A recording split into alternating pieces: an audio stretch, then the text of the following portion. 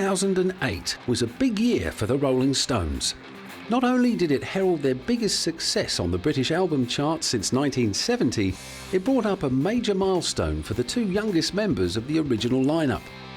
Born in the same hospital in Kent just 5 months apart, Mick Jagger and Keith Richards had made it to pensionable age. Just 1 year earlier, their 5-leg Bigger Bang tour had finished up raking in nearly $660 million to become the highest grossing concert tour in history. In case there was any doubt that they could still cut it live, director Martin Scorsese preserved one of their recent 2-hour concerts for posterity by committing it to celluloid. His documentary Shine a Light proved beyond a shadow of a doubt that after 45 years of playing together, the Rolling Stones could still lay claim to the title the greatest rock band in the world.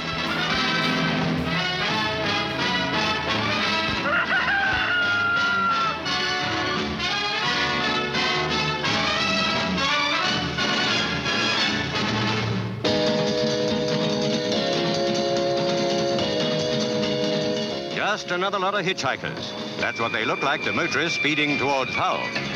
You can't blame the drivers. They're keeping their eyes on the road the way Ernie Marples wants them to. Little do they know they're having their legs pulled, because these apparent hitchhikers, so blandly ignored, are 5 of the most famous young men in show business, the Rolling Stones. The destination of the Rolling Stones. The story began back in London in 1962 with a 20-year-old guitarist's determination to form his own rhythm and blues band. Brian Jones, who gave himself the stage name Elmo Lewis, persuaded Mick and fellow guitarist Keith to join him, and along with Dick Taylor on bass, Ian Stewart on piano and Mick Avery on drums, they played their first gig as the Rolling Stones at the Marquee Club on the 12th of July 1962. By December, Dick Taylor had been replaced on the bass by Bill Wyman, and when Mick Avery left, the boys already had their eye on a drummer from another band. It was a blues band, and they came and sat in. I knew Brian first of all, and then I met Mick and Keith. And Mick was a singer with Alexis. He had about 4 singers that he'd alternate, whoever was available, really. That's how I first met them. And then I suppose a little while went by, and then they just asked me to join. The shy and jazz-obsessed Charlie Watts turned out to be the perfect fit.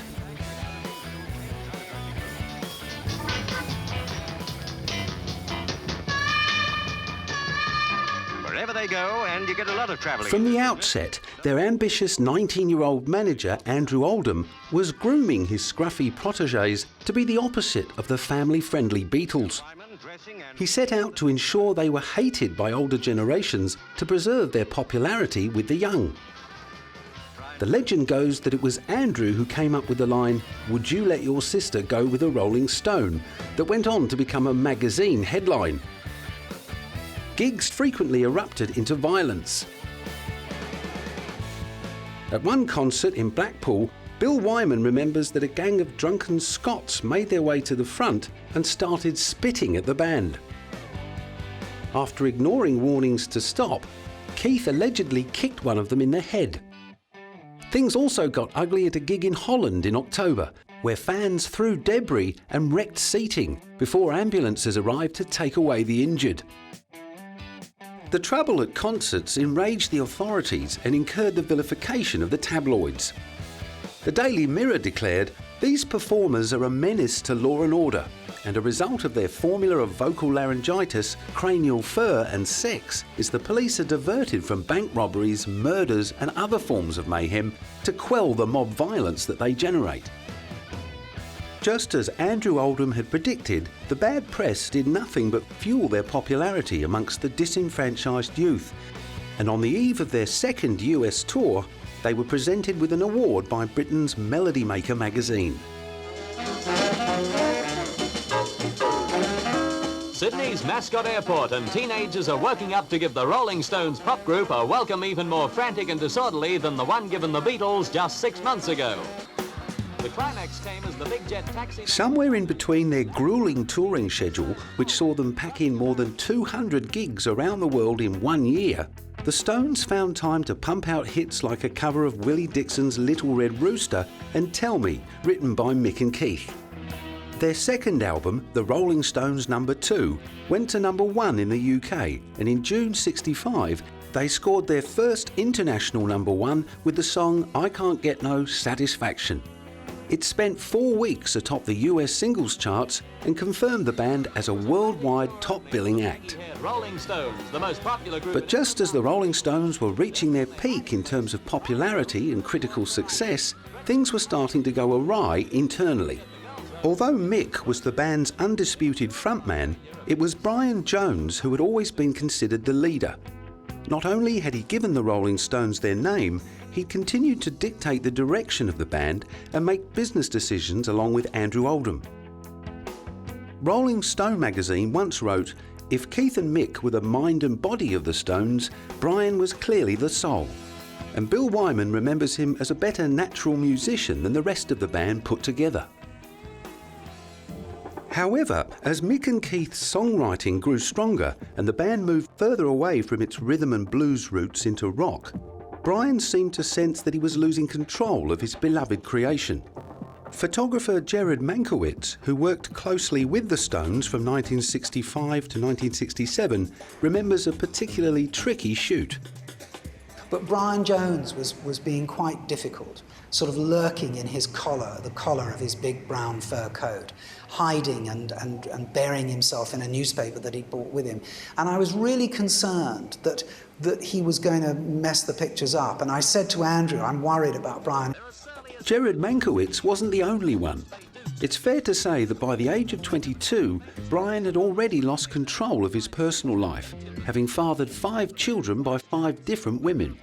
In June 1965, his on-again, off-again girlfriend, Linda Lawrence, finally left him, and he was hit with a paternity suit by the mother of his 3rd child. 1967 kicked off with the release of Between the Buttons and its single Let's Spend the Night Together, which neatly bolstered the Stones' rebellious image, just ahead of the famous Redlands drug bust, which finally gave the establishment an opportunity to get their own back on the bad boys of pop. Acting on a tip-off from the News of the World, the West Sussex police raided a party at Keith's home in West Wittering. The story goes that when the police arrived at around 7:30 on a Sunday evening, Mick's girlfriend, Marianne Faithfull, was sitting between 2 men on the sofa, wearing nothing but a furskin rug. Mick was arrested and accused of unlawfully possessing amphetamine tablets, while Keith was charged with allowing his premises to be used for the purposes of smoking Indian hemp. But if things were looking grim for them and their co-accused, Robert Fraser, poor old Brian was in even worse shape. After spending his 25th birthday in hospital, Brian's stormy relationship with Anita Pallenberg had ended with Keith whisking Anita off to Spain. On the day of Mick and Keith's arraignment in Chichester, Brian and his friend Prince Stanislas Kloskowski were arrested for possessing drugs after a raid on Brian's flat turned up hashish, prescription pills and traces of cocaine. While Brian confessed to smoking pot, he denied using anything harder. Whether or not he was telling the truth, Brian's claim was backed up by the observation of Jared Mankiewicz. The grittier aspects of touring, the sexier, druggy aspects of touring, were actually not very prevalent. I mean, there weren't a lot of drugs around. There was some alcohol, there was a bit of dope, there wasn't really anything heavy. And if there was, it was kept very much in the background. I wasn't really aware of it at all. Brian was to be condemned to a nervous wait while his bandmates sat trial. First, it was Mick's turn. After a morning in court, Mick and Robert Fraser were rather peckish. Mick ordered prawn cocktail, roast lamb with mint sauce, topped off with fresh strawberries and cream, while Robert enjoyed a lunch of ice melon, salmon salad and fresh fruit. Each of them washed their meals down with half a bottle of Beaujolais at 10 bob apiece. The wine may have helped soften the blow of being found guilty and slapped with a 3-month sentence. Keith ended up receiving a 1-year stretch. The establishment had put the Stones on notice that the honeymoon was over. However, the following month they were set free on appeal, and at a press conference afterwards, Mick shrugged off the role model label that the press seemed so eager to pin on pop stars. I'm not quite sure if this responsibility is quite as great as they make out, because I believe that individuals really make their own minds up more than people think. They really don't follow that much.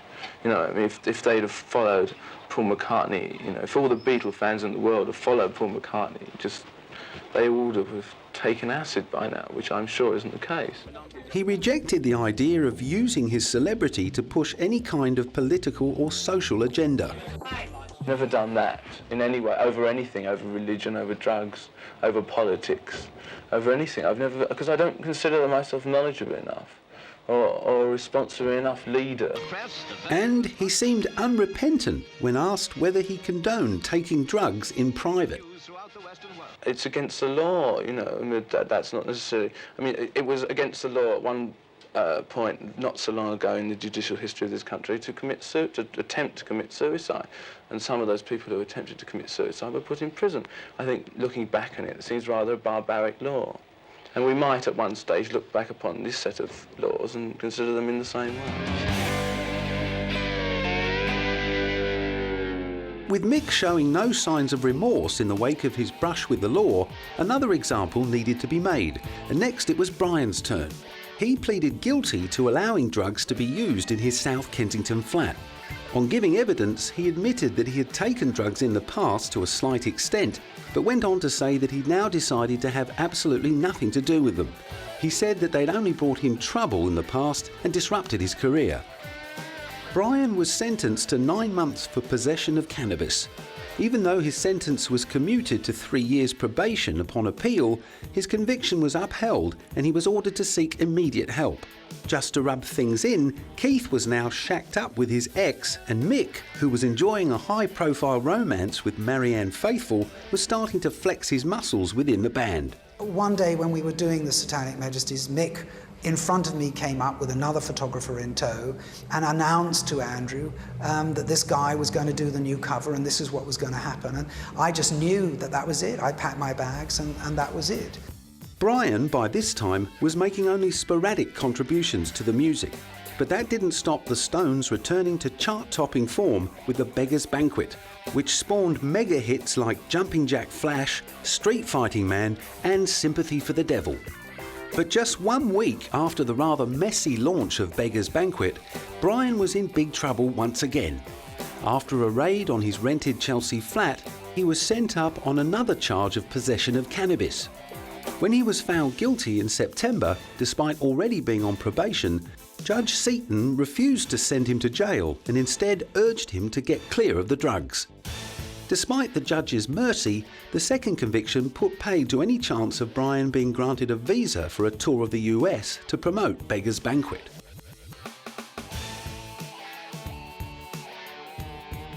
Things were coming to a head just as Mick and Marianne again fell foul of the law. They were busted for possession of cannabis resin when the police raided their home in Chain Walk.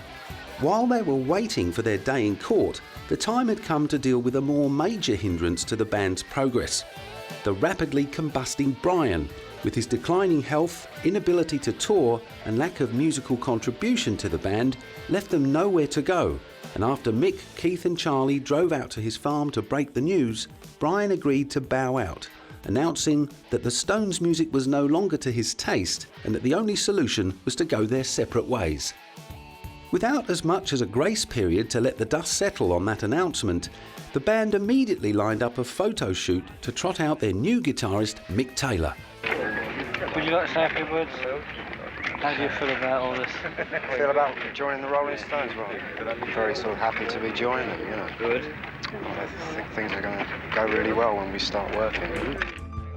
Just like that, the soul of the Rolling Stones had been removed and replaced, and it was business as usual.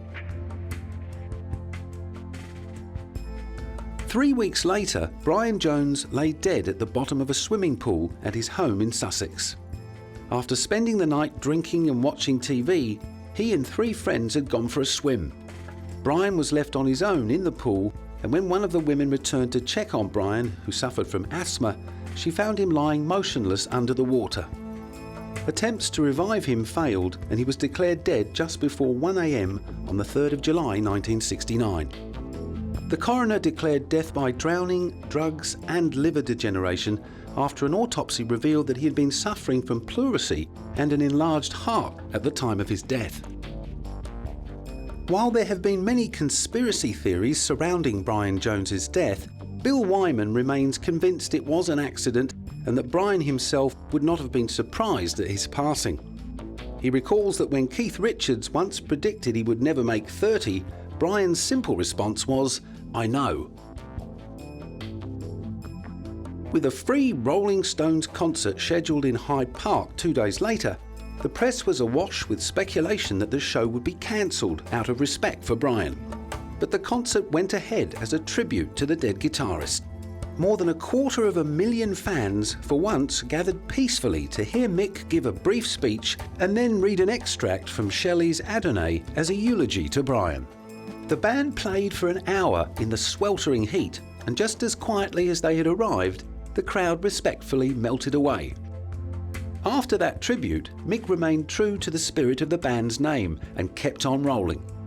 By the time Brian's coffin was carried to its final resting place in Cheltenham 5 days later, he had already left the country to star in the film Ned Kelly, leaving other members of the band to mourn a groundbreaking artist whose very death made him a founding member of the elite 27 club of musicians who died at the age of 27. Meanwhile, things were going badly for Mick and Marianne. Their relationship had been deteriorating since Marianne had miscarried their daughter the year before, and not long after they arrived in Sydney, she fell into a coma following an alleged massive overdose of barbiturates. Although she eventually recovered, their relationship did not. Tensions were increased by the events at Altamont Speedway in Northern California at the end of the year. The infamous free concert ended in disaster. The 300,000 people who attended were terrorised by the Hells Angels, who were hired as security guards for $500 worth of beer. Then, while the Stones were playing, a young fan who had drawn a gun was stabbed and kicked to death by one of the bikers in full view of the stage. The Stones were forced to continue their set in order to prevent a full-scale riot.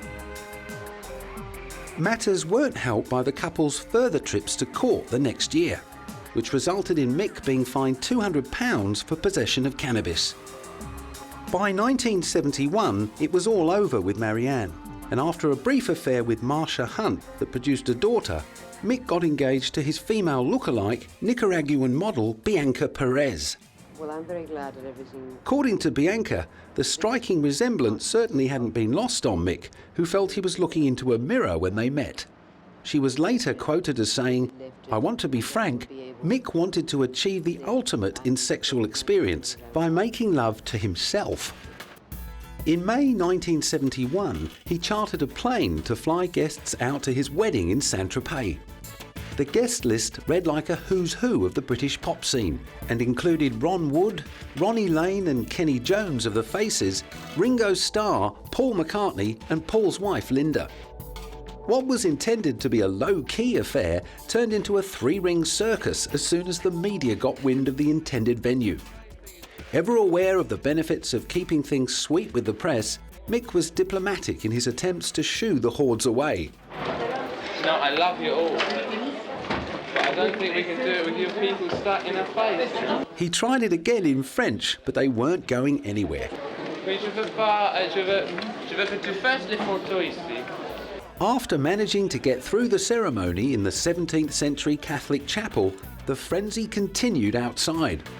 Commenting on Mick's wedding to the beautiful Bianca, Keith reportedly said, "The devil certainly looks after his own." The wedding marked the beginning of the Rolling Stones' famous tax exile. After recording and releasing Sticky Fingers on their own record label, the band moved to the south of France on the advice of their accountants. They hung out in Keith's rented villa and recorded in the basement. The resulting album, Exile on Main Street, is now generally regarded as one of their very best. However, the 70s also brought disputes with their American manager, Alan Klein. Drug problems within the band were also deepening, especially for Keith, who was racking up an impressive collection of arrest warrants. The resulting visa restrictions made plotting tours more and more of a logistical nightmare. Amid such frustrations, Mick Taylor quit and was replaced by Ron Wood, who immediately gelled with Keith and seemed able to cope with his excesses, although no one was able to keep him on the straight and narrow. In 1976, Keith crashed his Bentley on a motorway. He escaped unhurt, but at the police station in Newport Pagnell afterwards, the pocket of his jacket was found to contain a small amount of drugs. Keith was fined £1,000, but that was just a warm-up for the big one. In Toronto the following month, he and Anita were busted for possession of 22 grams of heroin. Keith was charged with importing narcotics into Canada, which carried a minimum 7-year sentence upon conviction.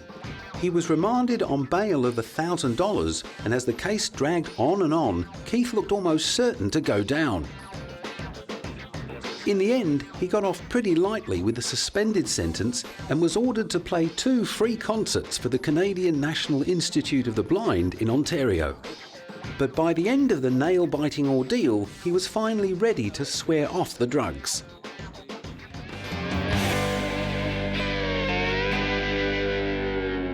As Keith got more sober, he started to assert more control in the studio, causing tension with Mick. Relations within the band reached a low in the mid-80s when Mick embarked on a solo career and toured alone, although he was quick to dismiss rumours of a split. Well, I think the Rolling Stones are a wonderful institution. It's a bit like a sort of nice English country house, and it sort of leaks a bit, but people still want to see it. And I think the Rolling Stones still will go on. I hope they will, and I hope they go on and make more records and tour again. But right now, this is what I'm doing for this year. At the tender age of 45, he was already fielding questions about when he might give away the tight pants and loud guitars. I don't know, I'm pushing the boundaries here. It's never been pushed this far before. But while Mick may have enjoyed having his cake and eating it, Keith famously referred to this period of their relationship as World War III and has been publicly disparaging of Mick's solo output, which has never been particularly well received by critics. However, 20 years later, on the eve of releasing his Best Of album, Mick remained defiantly proud of his solo efforts. First of all, you have to be pleased with everything that you do. You have to be pleased for it yourself, And then when you play it to other people, you want all your friends to like it, and then you want critics to like it, and of course you want the greater public at large to like it. And I think, I think that you have oftentimes good success with yourself and good success with the public. Sometimes critics don't like things, and you sort of, you can realise you figure out the reason why they don't like it, or they're very prejudiced, or they don't like you anyway, and they get a good chance to have a go at you. But I'm quite pleased with it, and I hope people like this collection. Not to be outdone, Keith released his own album in the 80s called Talk Is Cheap, which went gold in the US and garnered mostly positive reviews. While Keith and Mick were at war and little was happening with the band musically, it was 52-year-old Bill Wyman who stole the headlines by marrying 19-year-old Mandy Smith. She's young enough to be his granddaughter. He'll be drawing his pension when she's only 32. But the wheel has come full circle for the 60s rebel. Their marriage blessing could not have been more traditional. The child bride and her husband wanted all the establishment trappings. Mandy had been just 13 when they met, and their courtship had caused a scandal. There was a few problems on the way, but we finally made it. Mick's missus gave them the thumbs up. Well, I wish him lots of luck. I think it's a very good idea he got married. Charlie Watts, however, was rather less optimistic. I don't think it's a good match. I said I'm happy for him. I don't know anything about it.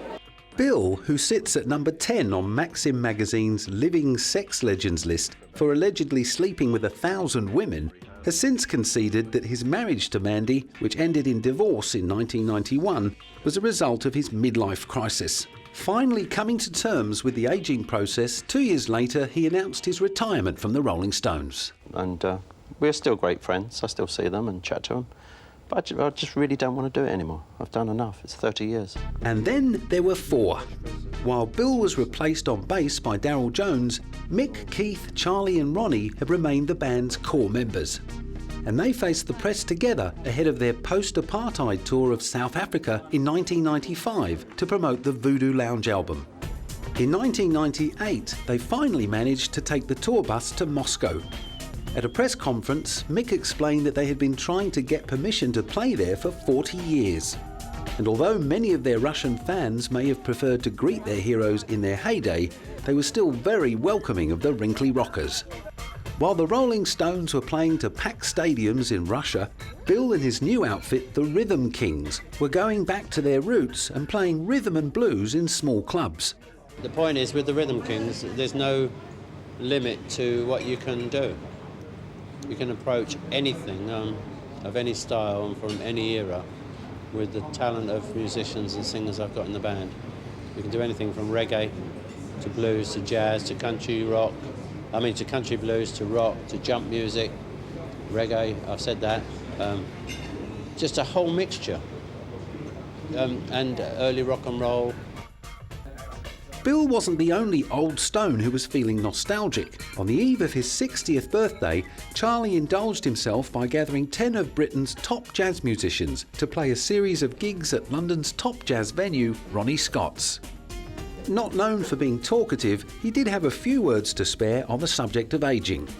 I'm quite happy being 60 and I'll be quite happy 70. When Mick's 60th birthday rolled around in 2003, he and the rest of the band were invited to celebrate at the British Embassy in Prague. They were in the Czech capital to strut their stuff in front of 60,000 fans at the Prague National Stadium as part of their 40 Licks tour. Although they were still packing them in after more than 40 years of playing together, Mick had to admit that there weren't quite as many screaming female fans as there used to be. It was all men, Charlie says. It was all men. Isn't that what that says? They left all the girls at home, or what, I don't know. Usually we get a few sort of bits of underwear on the B stage. Last night there's a few Y fronts, but anyway. The 40-year celebrations also included the release of their 4 Flicks DVD. With such a long career behind them, there was no shortage of bonus extras. Yeah, a lot of stuff, like you're there, but you're not. But you are, there's a lot of backstage stuff, but there's a lot of show. There's 3 shows and, a documentary, a couple of documentaries, some sort of bootleg stuff and some old stuff. There's a bit of everything. Keith seemed to be having a little difficulty getting his 60-year-old head around all the new technology. I'm not that way inclined, so I'm still learning. But, hey, DVD is cool, I'm learning.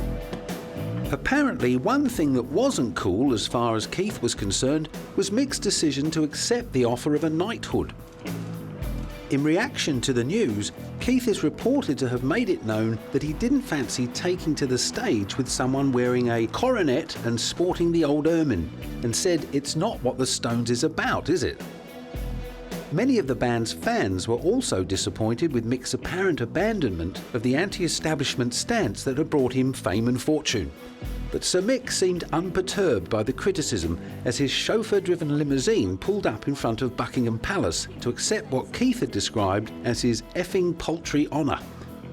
Afterwards, he appeared suitably gentrified. It was rather wonderfully formal and some wonderful outfits, I noticed everyone.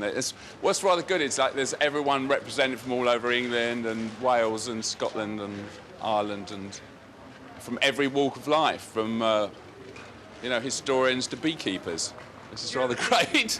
A tiny trace of the old anarchy, however, remained in the fact that he had kept Her Majesty waiting 18 months before turning up to accept the honour in the company of his 92-year-old father Joe and 2 daughters. Well, I've been on tour, I chose the convenient date for myself, and the Palace have been very understanding of that, and I'm sure they are with lots of other people. Not everyone can turn up on the first one. I've been on tour, so it's the first date that was good for me. When my family could all be here, I chose. To Keith Richards' complaints, his reported response was, "I think he's a bit like a bawling child who hasn't got his ice cream." But then Sir Mick can never be said to have suffered much from self-doubt. Well, you know, you're always pleased with what you do, you know, otherwise you wouldn't do it. You know? The cock-strutting stage performances that earned him the title of the greatest frontman in the world are a testament to his supreme confidence, not only as a performer, but also in his private life. Over the years, his famous conquests have included Carly Simon, Chrissy Shrimpton, and former Brazilian model Luciana Jimenez Morad. Since splitting up with Jerry Hall in the late 90s, Mick's penchant for larger-than-life lovers has led him into the arms of 6'4" model Loren Scott. Despite fathering 7 children with 4 women, he has only been down the aisle twice. While working on the soundtrack of the 2004 remake of 60s classic Alfie, journalists asked if he saw similarities between himself and the commitment-phobic, womanising main character.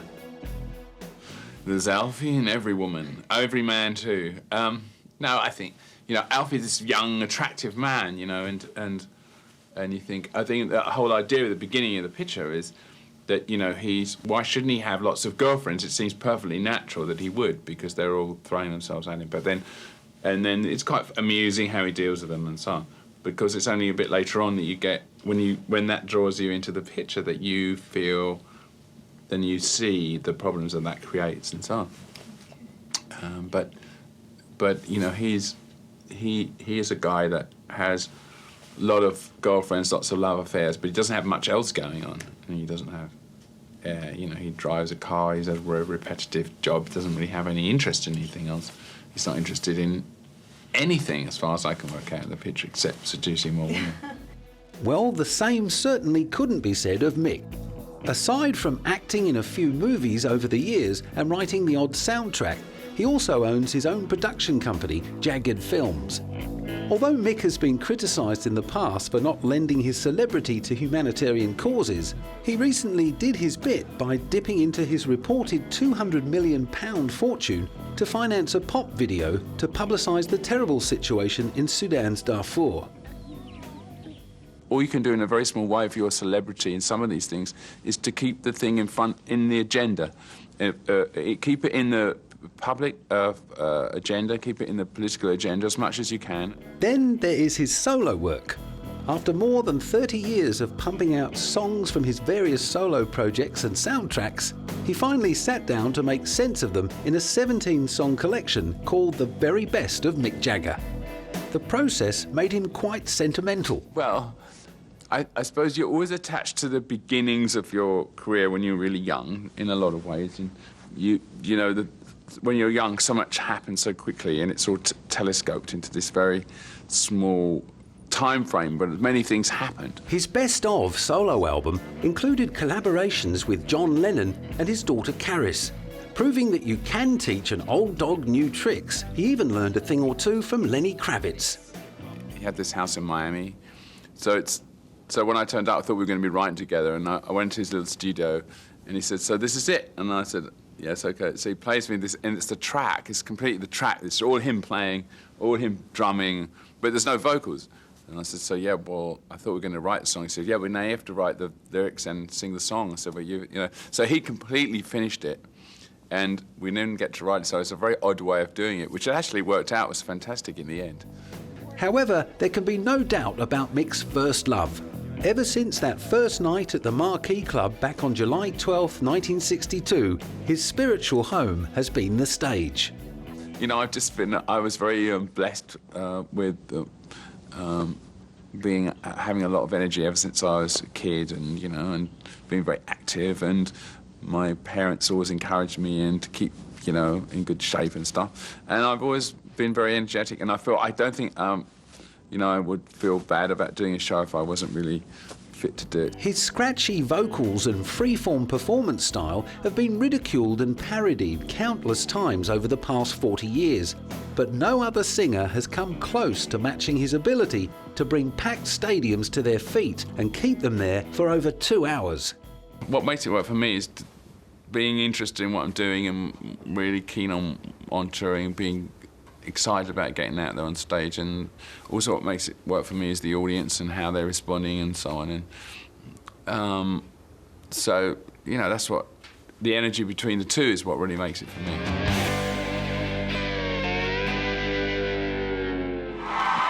And now, in the first performance of their 2005 tour, please welcome the Rolling Stones.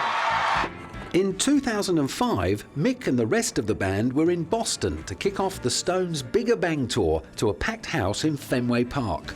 He may not have experienced the Boston crowds first time around, but after 30-odd years in the band, Ron Wood understood what kept both the Rolling Stones and their fans coming back for more. I think just giving the pleasure and feeling the adrenaline from the audience, and they feel it from us as well. It's a great buzz. It keeps you young. The 2-hour extravaganza, loaded with Rolling Stones classics like Honky Tonk Woman, Brown Sugar and Sympathy for the Devil, also included a few numbers from the tour's accompanying Bigger Bang album. Mick described the album's sound as a good mix of the old Stones and new music. Yeah, definitely. We'll be integrating all our new songs into the new album we've got coming out, which is very vibrant and very contemporary, but yet hard-hitting, yet classical Rolling Stones. Their back catalogue of several hundred songs, sprinkled with new numbers, gave them endless options for the 35-date United States tour, which also took in Canada and Argentina. Fantastic fans in Argentina.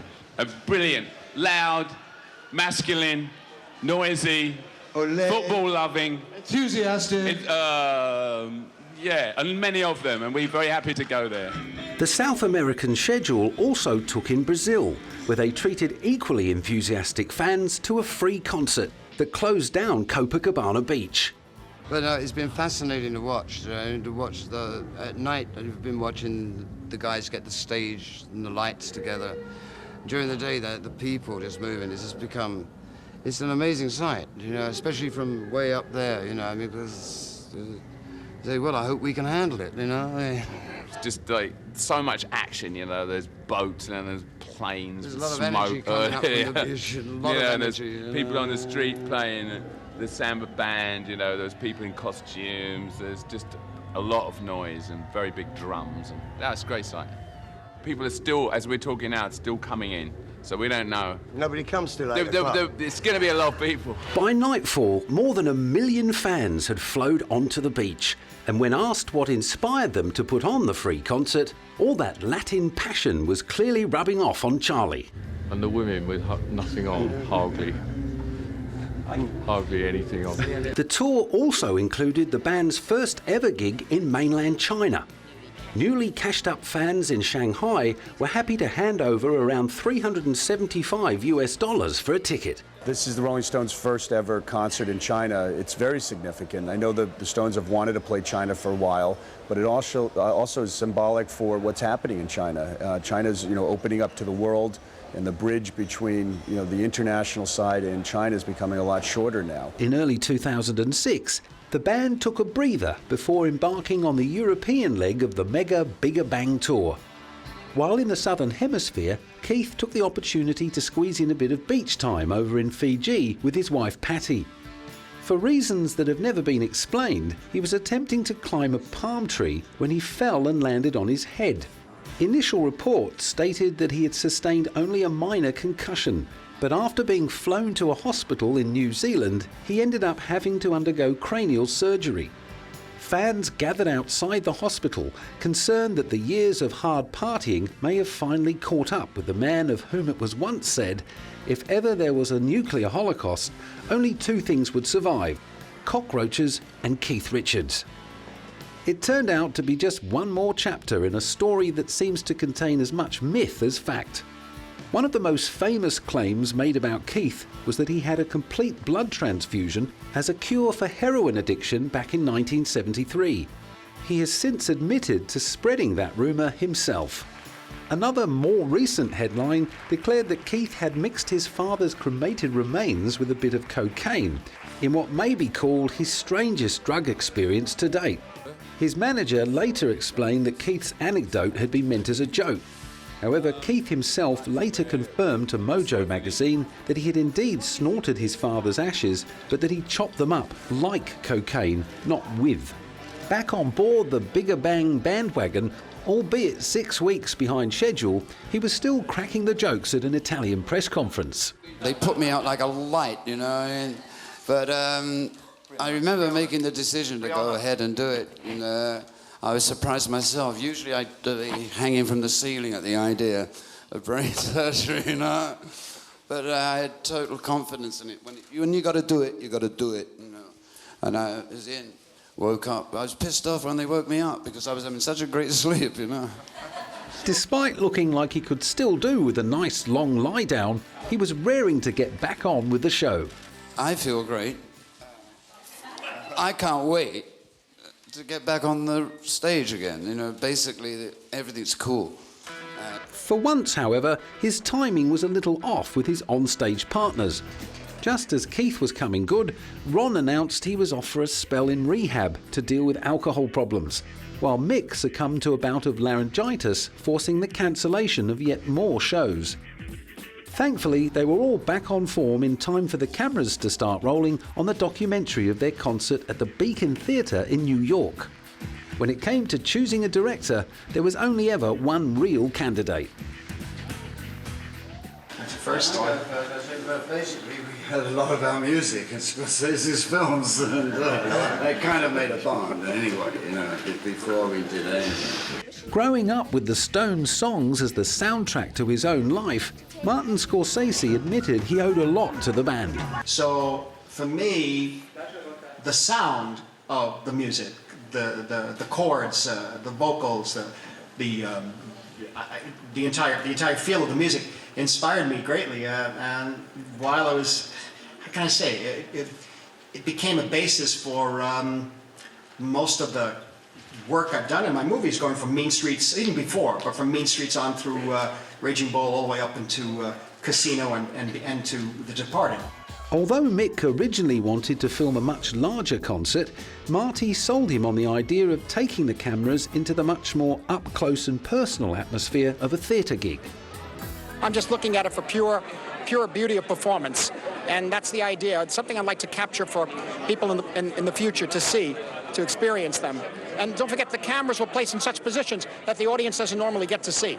That's the idea. The film, which also captured Mick's duets with Christina Aguilera, Jack White and legendary blues guitarist Buddy Guy, got the big thumbs up from Ronnie Wood. You really do feel like you're there, you know, on stage, and it's quite an experience for us. We actually all watched it in Berlin together. We thought, nah, we don't want to see the whole thing. But it was quite good, you know, we enjoyed it. At the film's premiere in Berlin, Keith confessed the whole thing had gone off so smoothly that he hadn't even noticed the cameras. Well, this is not acting, this is me doing my thing, and thank God that Martin wanted to capture it. Because, I mean, I had no idea the cameras were on. I mean, I just do my thing, you know what I mean? So whatever comes out is what is, you know. Not that he's adverse to a bit of acting when the opportunity comes his way, as it did when he was invited to play Johnny Depp's father in Pirates of the Caribbean at World's End.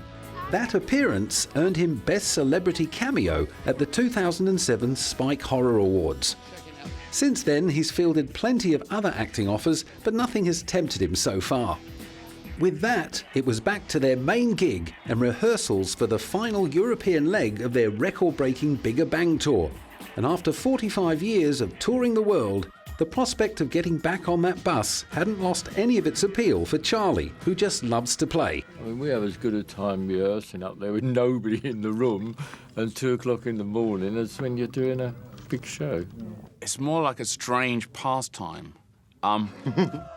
In a funny way, it's very odd because you kind of live for the next show, which could be, you know, the next day. So all the time is you're building up. And in that way, it's kind of akin to a bit like a sports, being in sports, because you're working up for the, you practice, you run about, you play the song, rehearse. But then the actual thing is only 2 hours, and when it's over, and then you're looking for the next one, and you pack up and you move, so that everything is geared to those 2 hours in the next place. Travel show. So, you always, that's the way it is. And according to their fans, they still haven't reached their peak. As they get older, they get better, without any shadow of a doubt. They get better. Like all of us, we get older, we get better, they get better. The best band you'll ever see. Can't beat them. Rolling Stones, baby, the greatest rock and roll band in the world. Because they're brilliant. They're the best. They're the best rock and roll band in the world. Who else? The Stones. But now that even the youngest member has passed 60, how long can the Stones realistically keep on rolling? Till we drop. They'll still be going when they're 70. I'll do it in my wheelchair, so will he. I love the Rolling Stones!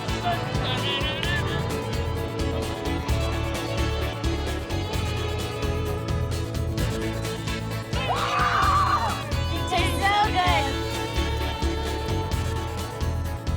They keep me alive! It's just like my whole life is happy now. While they are still getting reviews like that, will there ever come a time to think about retiring? Well, I'm sure they will, but I'm not right there yet, so I'm enjoying what I'm doing. So that would be great. I'm really not worrying about when I'm stopping.